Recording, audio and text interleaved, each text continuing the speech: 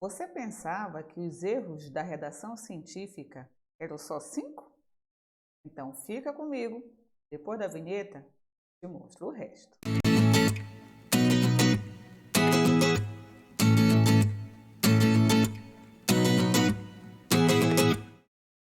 Fala, minha galera! Seja bem-vindo, seja bem-vinda aqui a esse espaço que é todinho teu. É a primeira vez que está aqui conosco?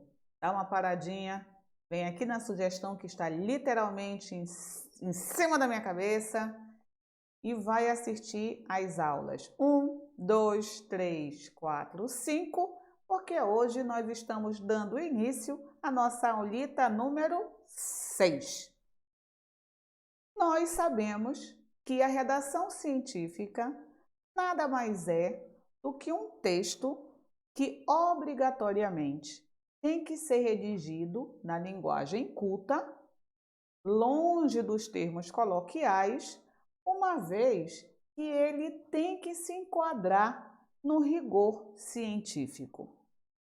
Assim sendo, ele não pode se apresentar de forma confusa, nem cheia de preconceitos, ideias infundadas.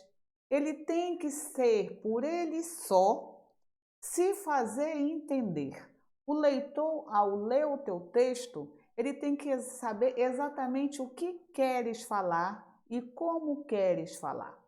É por isso que ele tem que estar focado no que eu quero falar e para quem eu quero falar.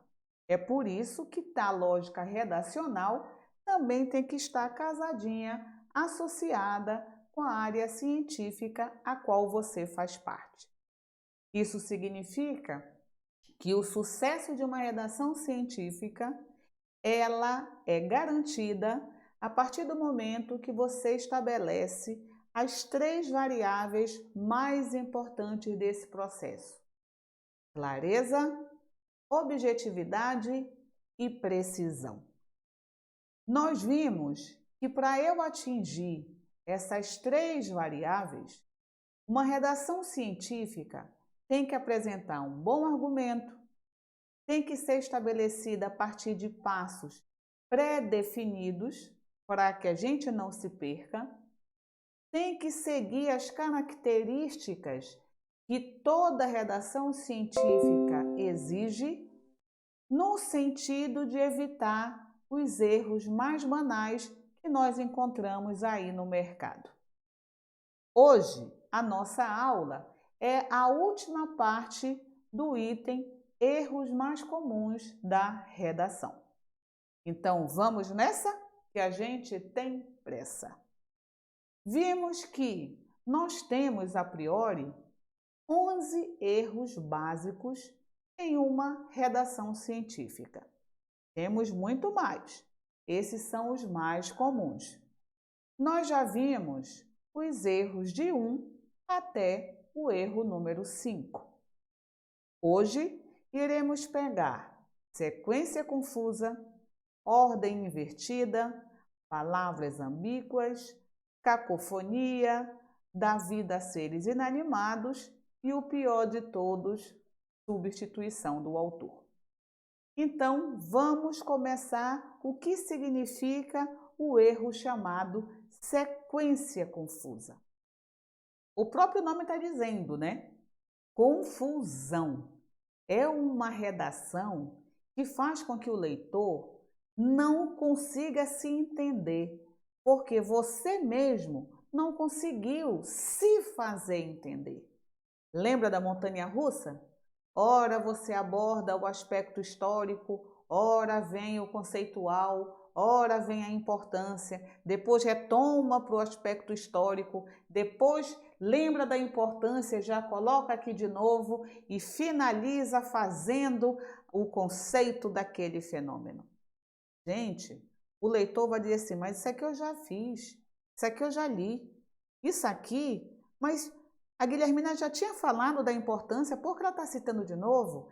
É um vai e volta que percebe que você não teve clareza na hora de organizar o teu roteiro.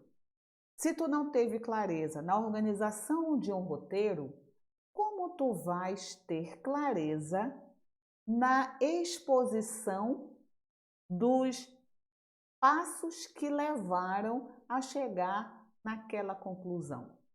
Você perde a credibilidade.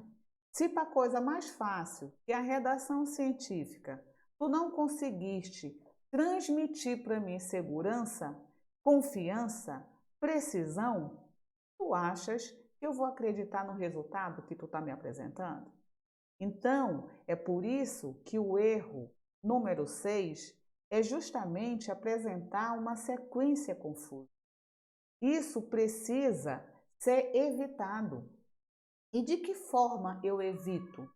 A partir do momento que você constrói o teu sumário. Lembra da construção do sumário, da importância dele? Porque ele vai fazer com que o processo de leitura e fichamento seja focado.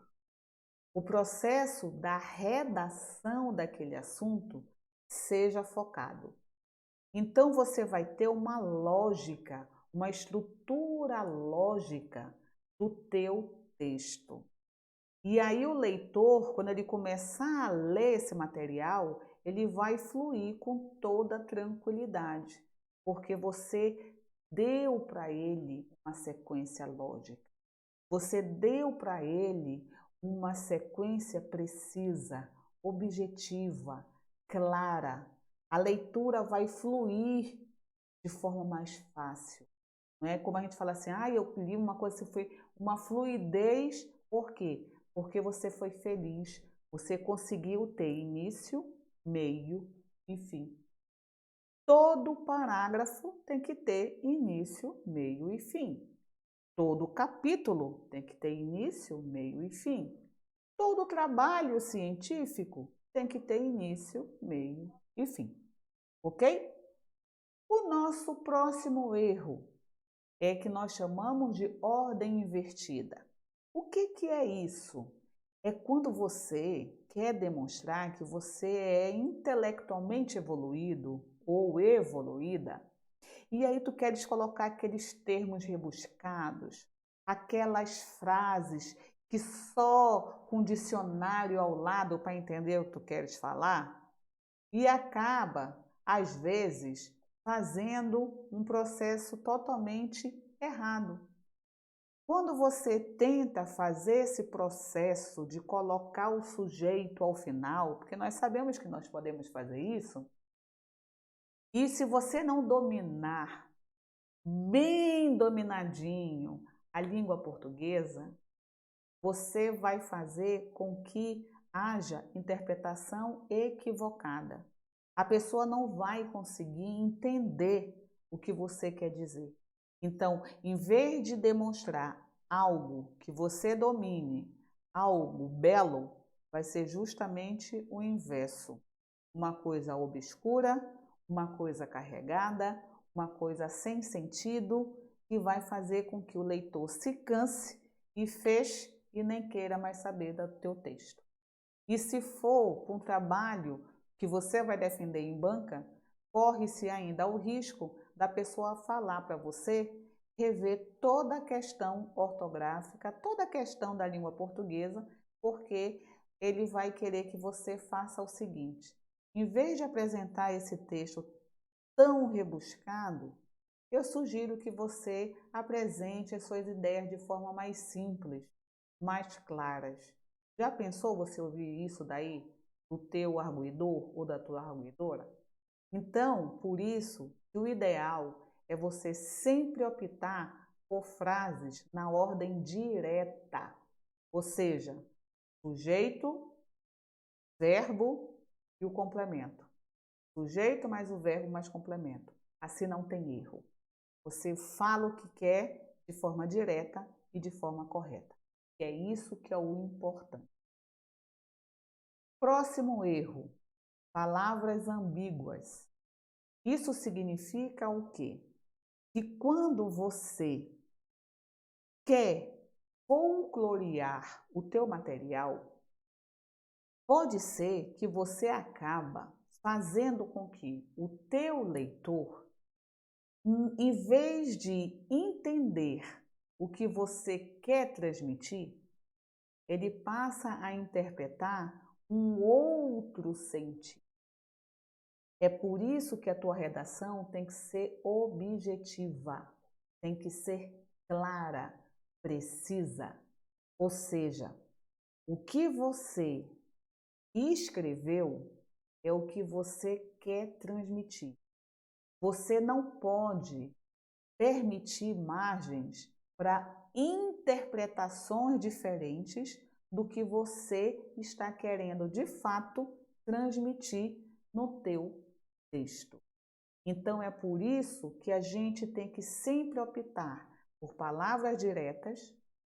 A redação ela tem que refletir o que de fato eu quero expressar e eu não posso levar a outra interpretação por parte do meu leitor, ok? Um outro erro extremamente desagradável é justamente a cacofonia. O que é cacofonia? É aquela quando você junta palavras e quando a pessoa lê, ela emite sons desagradáveis. E esses sons, além de serem desagradáveis, podem gerar interpretações equivocadas e pode tornar o teu texto deselegante e às vezes extremamente ofensivos. E isso não pode ocorrer. Por isso que é necessário a revisão da língua portuguesa, porque a pessoa, ao ler, ela mesma vai fazer alteração. Por exemplo, uma coisa que a gente brinca que acontece, mas isso acontece bastante, é quando a pessoa quer dizer que já vai indo embora. Eu já vou, né? Tchau, até logo. Aí a pessoa, já que vai iniciar com verbo, então coloca-se a ênclise, não é? Porque não pode ser a próclise, porque está iniciando a frase. Então a pessoa fala, vou-me já. Vou-me já. Já me vou. Já vou. Mas quando une vou-me já, poxa, vão pensar que a Guilhermina vai fazer pipi. Eu não vou nem dizer a palavra desagradável que fica. Tu tá entendendo como fica deselegante, né? Uma para cada eleição. Uma para cada. Uma por cada eleição. Uma por cada eleição. Uma por cada, uma por cada, uma porca. Tu tá entendendo?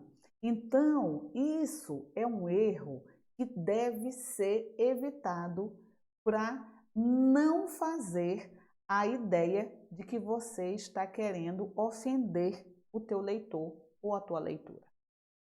Um outro erro que é super comum a gente observar é quando a gente estabelece falas a seres inanimados.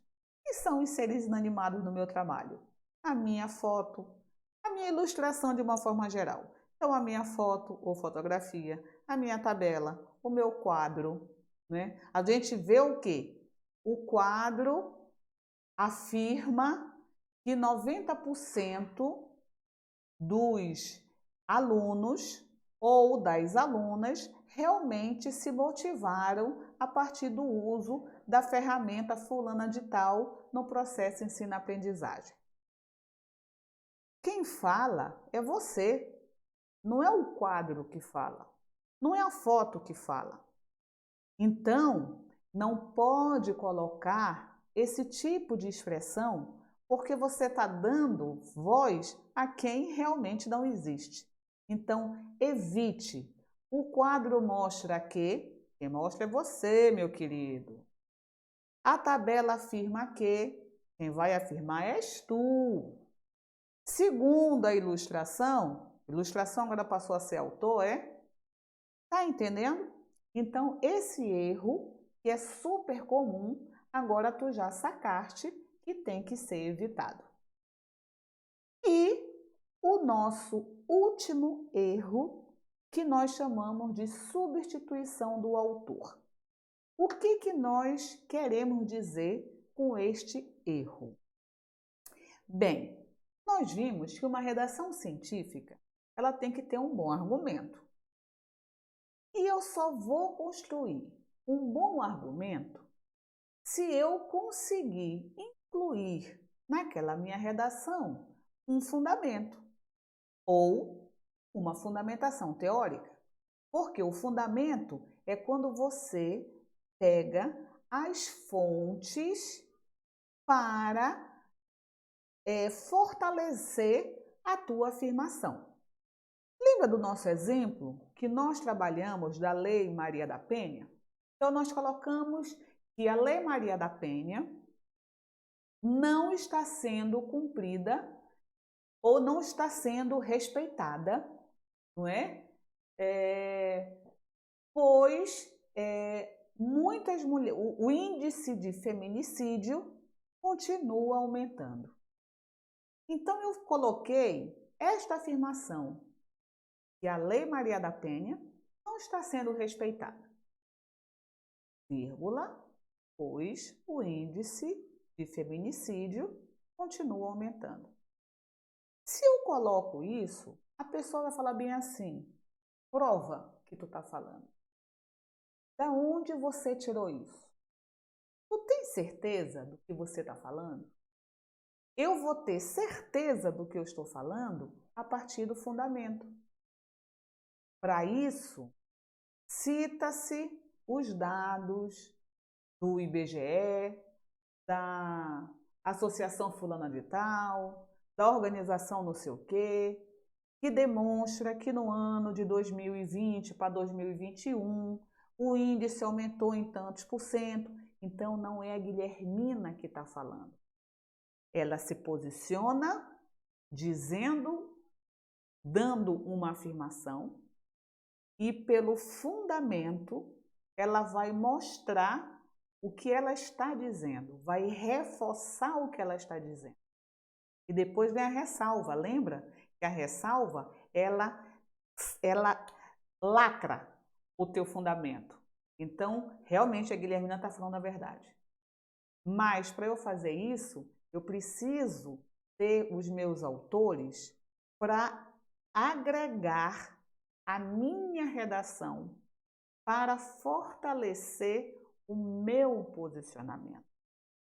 Isso nós chamamos de discussão entre os autores.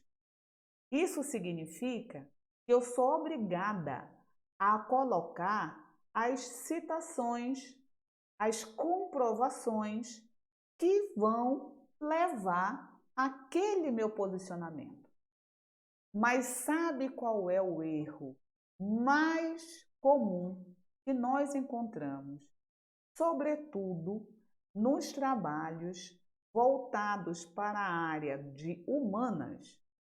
É a gente colocar uma chuva de autores. Parágrafo 1, segundo Pereira, parágrafo 2, para Barros, parágrafo 3, conforme Silva, no parágrafo 4, que é o último, com base nos autores, afirma-se que a Lei Maria da Penha não está sendo cumprida. Ou seja, a Guilhermina, que é a dona do trabalho, apareceu somente no último parágrafo com 2 linhas. Então, o que nós temos nessa lauda ou nesta folha? Eu tenho o que eu chamo de fichamento de citação. Então, quando eu leio um trabalho do aluno e eu vejo que é citação, citação, citação, citação, citação, citação, eu abro uma chave e coloco fichamento de citação. Isso não é fundamentação. Eu estou me referindo para a área de humanas.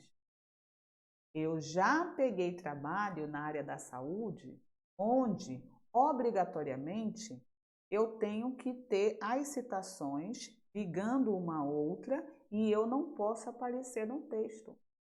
Eu não posso dizer para aquela pessoa que o trabalho dela está errado. Por quê? qual é a área que aquele trabalho se aplica, se destina. Lembra que a redação ela tem que estar associada à área científica? Então, eu tenho que me adaptar para a área que eu estou. A área de humanas exige o diálogo entre os autores. E quando fala autores, sou eu, a dona do trabalho, e as fontes que eu li para fundamentar o que eu estou falando, para provar o que eu estou falando. É por isso que a citação ela vem para complementar a tua ideia e nunca para te substituir enquanto autor. Haja vista que o trabalho é seu, ok? Então, meus amores, isso significa que a nossa redação científica, quando ela for estabelecida, ela tem que olhar o leitor como uma pessoa que não entende do teu assunto. Se essa pessoa entendeu o que você falou e ela não é da tua área, ela realmente não entende do assunto, mas pelo teu texto ela compreendeu, significa que o teu trabalho está 100% correto. É por isso que o correto é você escrever. Depois que você escreve, você entrega para um colega que não conhece a temática. Porque se você entrega para uma pessoa que conhece a temática, eu estou trocando 6 por meia dúzia. Eu tenho que fazer como eu faço com meu esposo. Quando eu preparo a pergunta das minhas avaliações, eu entrego para ele ler e pergunto: o que foi que tu entendeste? O que eu quero com essa pergunta? Se ele automaticamente fala: tu queres que eu faça isso, isso, isso? Então o meu aluno vai entender. Porque ele, que não sabia de nada do que eu estou falando, conseguiu decodificar a minha mensagem. Mas se ele chegar e falar bem assim, não faço a menor ideia, é porque eu fiz a redação para mim, eu fiz a pergunta para mim. Eu tenho que fazer a pergunta para os outros. A redação científica tem que ser para os outros e não para você. Porque quando você faz para você, tu começas a definir, por exemplo, o que é a metodologia. O que é uma pesquisa qualitativa? Ah, pelo amor de Deus, todo mundo sabe que é pesquisa qualitativa. Eu não vou perder o meu tempo de ficar aqui definindo o que é uma pesquisa qualitativa, que senão a pessoa vai dizer assim: ô meu querido, tu tá me chamando de idiota? Eu sei o que é uma pesquisa qualitativa. Você sabe, a pessoa da banca sabe, mas a pessoa que vai ler o teu trabalho posteriormente, será que sabe? Eu não vou colocar 10 definições de pesquisa qualitativa, mas pelo menos uma eu tenho que colocar, que é para a pessoa poder entender o que eu estou querendo dizer, ok? Então, quando você faz para você, tu começa a cortar, porque você acha que isso é idiotice, não é? Não, gente, isso daqui não tem nada a ver, isso daqui é o óbvio. Não, para você é, mas para a pessoa que está lendo, pode não ser.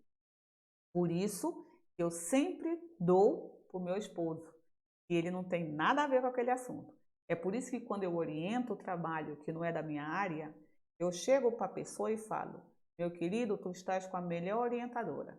Por quê? Se ao final do teu trabalho eu conseguir entender o que você quer dizer, qualquer pessoa vai entender. Portanto, o seu trabalho está digno de tirar 10. É isso que aconteceu uma vez.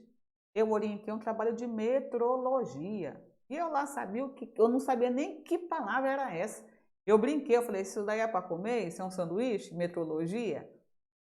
E aí o menino confiou em mim e falou assim: vamos nessa. E eu confio em ti. É isso que é a parceria entre orientando e orientador. Eu confio em você e você confia em mim. Eu não entendo nada de metrologia, mas você vai me explicando e eu vou fazendo. À medida que eu ia lendo, eu ficava fazendo um monte de pergunta. Por quê? Para quê? Onde? De que forma? Não sei o que, tal. E ele falava assim: eu não tinha pensado nisso, porque eu pensava que todo mundo ia saber o que era isso, porque ele fez para ele, ele não fez para os outros. Então, a gente tem que pensar para os outros. Eu tenho que apresentar as minhas ideias de forma clara, de forma objetiva, de forma precisa. Por isso que eu tenho que planejar antecipadamente quais são os passos que eu vou fazer. Eu tenho que organizar as minhas ideias. E a melhor coisa para organizar minhas ideias é construindo o sumário. E eu vou respeitando cada item daquele sumário na hora da pesquisa exploratória, que é para pegar as fontes informacionais, na hora da leitura, na hora do fichamento e na hora da redação propriamente dita. À medida que você vai fazer no teu fichamento, não esquece, você coloca a citação aqui, coloca já a página, já prepara a referência numa outra folha e abaixo você já coloca a contrapartida, o que o autor quer dizer, depois o teu posicionamento, porque está claro, você está lendo a obra. Se você só coloca as citações, quando você for querer fazer a reunião, tu já não lembra mais por que o Pereira falou aquilo. Se você já na hora que está fazendo o fichamento, você coloca a citação, diz o que o autor está querendo dizer, colocando a sua opinião em seguida, sempre usando a terceira pessoa do singular. Nunca usa a primeira pessoa nem do singular nem do plural. Então, você fazendo isso, quando tu fores construir a tua redação, em vez de pegar só a citaçãozinha, tu vai pegar já o pacote inteiro, já vai enfiando. E aí você vai aparecendo no texto, ok? Estrutura desde o início o teu trabalho de acordo com a BNT. Eu não sei, Guilhermina. Então, vamos estudar. Eu tenho que ter quais normas? Eu tenho que ter a 6023 para referência, a 10520 para citação, eu tenho que ter a de numeração progressiva, a de elaboração do trabalho propriamente dito. Então, vamos pegar todas as normas, olhar como tem que ser e desde o início já estrutura já ali, assim tu não perde teu tempo. E aí você já vai ter com certeza quantas folhas o teu trabalho já tem, porque já está tudo estruturado. Então já coloca a capa, já coloca a folha de rosto, já coloca a folha de aprovação, já coloca a tua lista de ilustração, já coloca o teu sumário, já coloca a introdução, e vai embora. Já coloca tudo. Tem que ser fonte 12, Arial, espacejamento e meio. Quando for a citação longa, recuada a 4 centímetros, com a fonte 10, espacejamento simples, já faz tudo de acordo com a BNT. Isso você pode fazer. Aí, ao final de tudo, você entrega para um especialista da língua portuguesa para fazer revisão de português do teu trabalho para que ele seja entregue bem redondinho, igual um ovo, sem quebrar, bem redondinho, bem correto, em nível de formatação e em nível de redação. Ok, meus amores? Certo? E com isso, nós ficamos por aqui nessa nossa playlist da redação científica. Se caso você gostou do que você ouviu, eu te convido para deixar o teu like. Eu te convido também para se inscrever no canal, ativar o sininho, nos seguir nas redes sociais. Eu agradeço muitíssimo pela tua presença. Fique com Deus e até o nosso próximo encontro, se Deus quiser. Tchau, tchau!